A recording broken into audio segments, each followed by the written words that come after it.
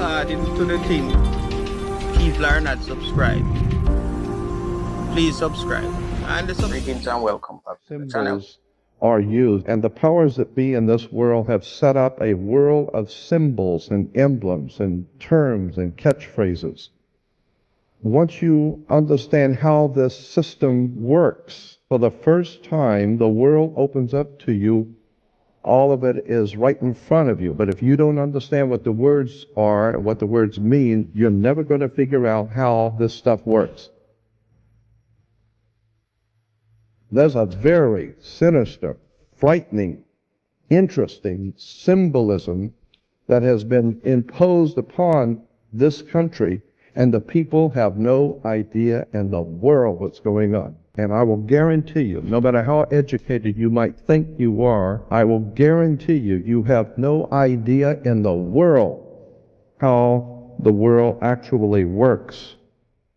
You need to understand that when even on your check, when you're writing a check, the place where you put your name on a check, look at that line, what you're signing on, and get a magnifying glass, and you will find that's not a solid line to sign your name on. That is written, it's a typewritten sentence that's been honed down to microscopic size. Get a magnifying glass and read on a check what is said where you sign your name. One of the most interesting symbols in Druidism was a magic wand. Magic wands were always made out of the wood of a holly tree, made out of hollywood. And we're still seeing the magic of the wood of the holly tree. Hollywood. Hollywood, motion pictures, television. I have discovered many years ago that words and magical systems dominate the world that we live in. There is, in point of fact, a magical matrix at work. I've always been interested in the occult. Occult is simply a word meaning hidden. And so much of our powers in this world and the way things work are hidden. And the more one looks at this subject of how the world actually works, you begin to see that there's a magical system. And I'm telling you, there really is a magical system dominating the world of the Western civilization. And for 1,000 years before the Roman Empire existed in Northern Europe, basically Western Europe, there was a magical priesthood called the Druids. And the Druids still even exist to this day. And it was a very legitimate political, social, educational, religious institution dominating Europe for thousands of years. And they were referred to as the Druids. They were actually from the Phoenician Canaanite system in the Middle East. The Phoenician Canaanites formed the basis for the ancient Druidic system, and that's even older. But in the ancient Druidic system, there were many powerful symbols and emblems. One of the most interesting symbols in Druidism was a magic wand, like Merlin the magician with his magic wand. Magic wands were always made out of the wood of a holly tree. It was made out of hollywood. And we're still seeing the magic of the wood of the holly tree. Hollywood, motion pictures, television. And once you begin to see the symbols and realize that the symbols for the national coats of arms for countries, the flags, the seals, the presidential seals, the emblems for the logos and emblems on corporations, especially the corporate emblems for motion pictures and television companies like Columbia Broadcasting System. CBS has the eye. The Colombian system goes back to the Colombian faction of the Illuminati back in the early 1700s, not the late 1700s. And you begin to see why space shuttle is called Columbia. You have Columbia University, Columbia Pictures, Columbia Broadcasting. Columbia is a very interesting word, and it's connected to the Jesuits. Once you begin to see how words and terms and symbols are used, and of course symbols are extraordinarily important in world affairs. all of a sudden it opens up, as I said, a whole new perspective on how stuff is happening. Let me give you an example of how words, my friend William Henry says you put an S in front of the word word and it becomes swords. The words are swords. They are cutting things. Humans are word responsive creatures. We respond to people's words. When you begin to see how words are used, let me give you an example of the magic. Why do you have to go to court? You go to court because you play basketball on a court. You play tennis on a court. How do you play tennis on a court? You play with a racket. Why? Because the people that develop it know it's a racket. That's where we get the term. Consequently, you need to understand that the words which are used by the systems under which we live are not by chance. In a court, the whole idea in a court is to put the ball back in the other guy's court. So this team of attorneys, they stand up and throw the ball back at the other team. Now the ball's in their court. They have to get up and throw the ball back into that court. The judge wears a black robe. Why does a judge wear a black robe? Well, the same reason Catholic priests wear black robes. Rabbis wear black robes. You wear a black robe. For many years, young people graduating from university and college wear a black robe. What's this stuff with a black robe? Let me give you an example of how this stuff works, and it's a very quick example.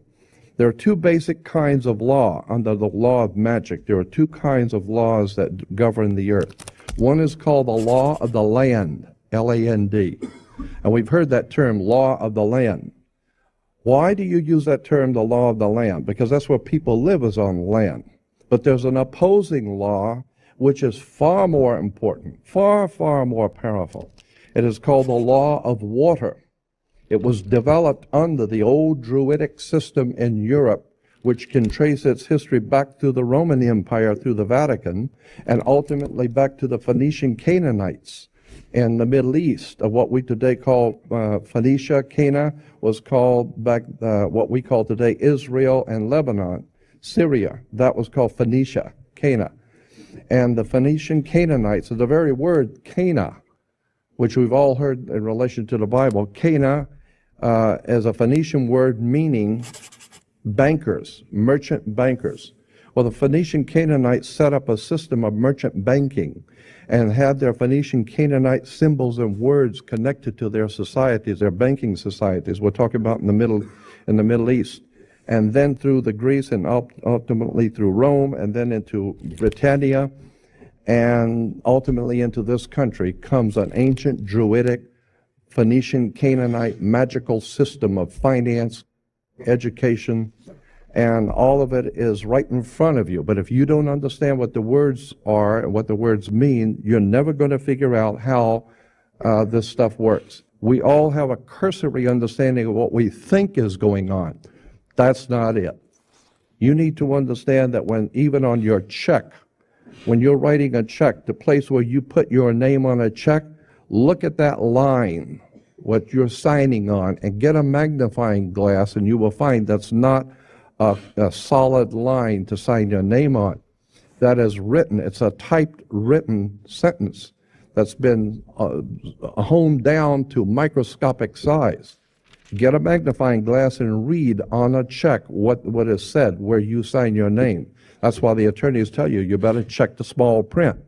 The small print is ultra small. Where you sign your name on a check is saying something. Go back and read it. You need to understand that according to the old Phoenician Canaanite system, which we call today our judicial, educational and judicial system, there is no law in this country or in the Western world, no law, federal, state, county, city, commercial, it makes no difference. There is no law on the books anywhere in this country that applies to you as an individual creature. There is no law, because the people who designed the system thousands of years ago realized that there's two of you.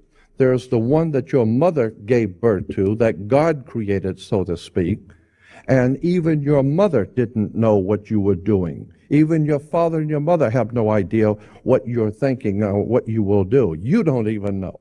So consequently, they have no control over you, your flesh and blood self. But somebody has to control this show. And so consequently, the ancient Phoenician Canaanites developed a system by which they would assign to every person a second you. And this is the way it works in America. There is two of you. Just as there are two states in this country, of every state is two states. You have the state of Nevada and Nevada State. You have Cal State, California State, and State of California. Not the same thing at all. California State, according to the law, is one thing. State of California is totally different. Has nothing to do with each other at all. It's the difference between being a lawyer and an attorney. Has nothing to do with them at all. It's totally separate words, means totally separate things.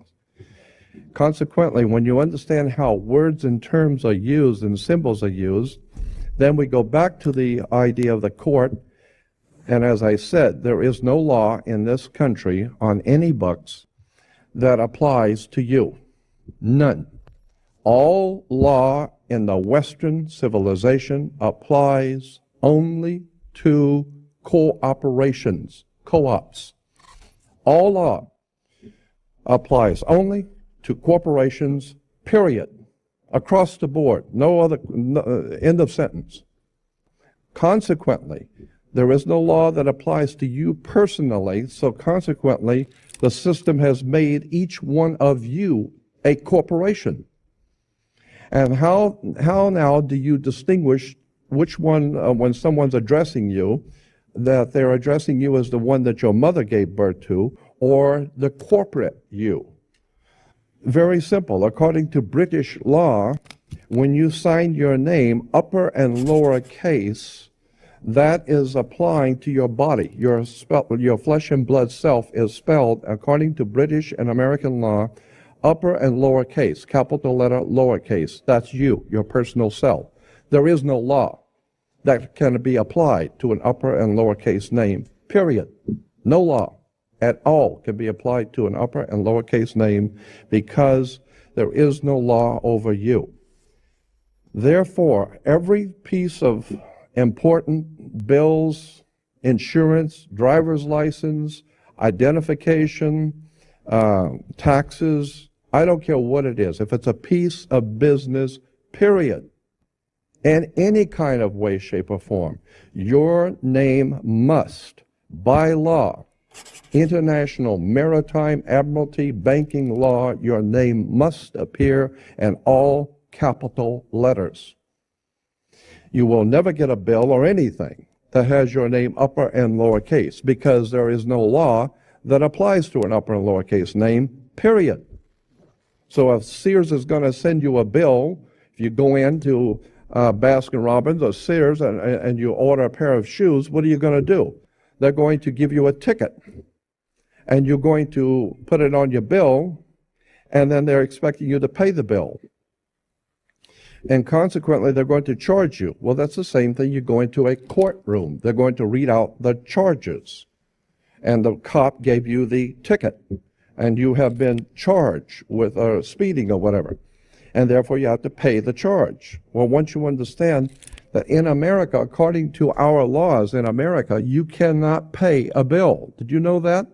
According to international banking law, Americans cannot pay a bill.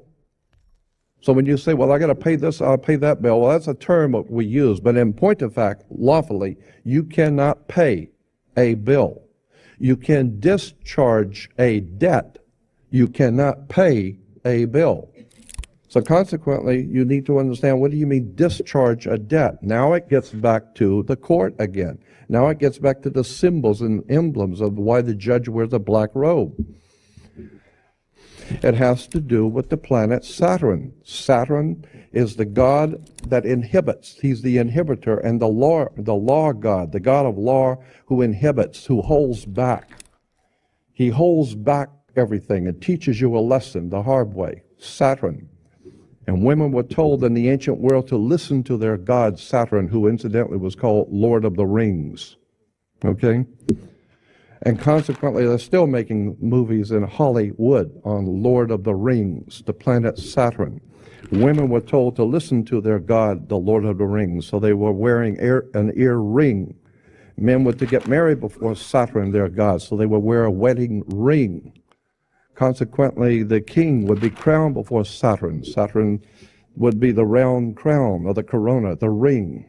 Saturn, the god who is the inhibitor, the god of occult law, the mystical god Saturn, Lord of the Rings, who is in charge of and controls all occult law in the universe. This is why today we know that Saturn was referred to as El, E-L. El is a name that was given to the planet Saturn. And therefore, if you are worshiping Saturn, you represent the law. You are referred to in church today as an elder. How did you get to be an elder? You got to be an elder because you were one of the elites. How did you get to be an elite? You got elected. Because through elections, all of our system is based on occult, mystical words and terms going back to the planet Saturn, going back to the Phoenician Canaanite system of banking. Incidentally, where do you find a bank? We go to banks all the time. Where do you find a bank? Banks are on both sides of a river. They're called river banks. What does a river bank do? It directs the flow of the currency. Your money is referred to as the currency. This is why when you go to court, you have the current, electricity, because it's the juice. And if you don't have the juice, you don't have it. So if you don't have the juice, you can't capitalize. And the capital is a Latin word, meaning money. There's a very sinister, frightening, interesting symbolism that has been imposed upon this country, and the people have no idea in the world what's going on. All goes back to the Phoenician Canaanite system, ancient Phoenicia, ancient Babylonian Sumeria, and this is why the work of Zechariah Sitchin is so important. This is where the kings of England get their concept of the divine right of kings. What are you talking about, divine right? All of this is part of a subject which I call ancient mysticism that dominates the Western civilization. This is why all over the world, all the politicians go and kiss the ring of the Holy Father and bow down and kiss the ring. Why? Because he's the Holy Father. He represents God. He is the Godfather. We're talking Rome. We're talking powerful occult orders of secret societies, Opus Dei. It's a trick. The whole entire world is a business. And the more I learn about this, the more you see how this stuff really works. It's extraordinarily scary stuff. The Vatican's behind all of this stuff, way behind all of this stuff at the Vatican. You better go back and look at the real powers behind the world throne. That's the Vatican. You better go back and check out the Jesuits. Jesuits are really behind a lot of this stuff. I mean, get the movie Godfather 3, the third one in the series. Michael Corleone, everybody knows he's a godfather, he's the head of the mob family. And in the very beginning of Godfather 3, he's being anointed with a sword in New York as a member of the Knights of Malta. Yeah, it's in the movie. He's right in the church, and the cardinal is anointing Michael Corleone into something called the Knights of Malta. The Knights of Malta are a very powerful secret society operating behind and for the Catholic Church. They're connected to something called Opus Dei, the work of God, Opus Dei. And Opus Dei, CIA, NSA, all of these alphabet agencies are connected to the Knights of Malta, which is a Catholic institution. This is why all over the world, all the politicians go and kiss the ring of the Holy Father and bow down and kiss the ring. Why? Because he's the Holy Father. He represents God. He is the Godfather. We're talking Rome. We're talking powerful occult orders of secret societies, Opus Dei. A secret society called Propaganda Due, P2. P2 is an extremely powerful occult network of very powerful politicians, military leaders, and they are well known. Even in the movie Godfather 3, P2 is mentioned twice. Go back and watch it. They talk about P2. And there's a time when the young man who's taking over the Godfather position is meeting the Grand Master of P2, Propaganda Due. It's in the movie.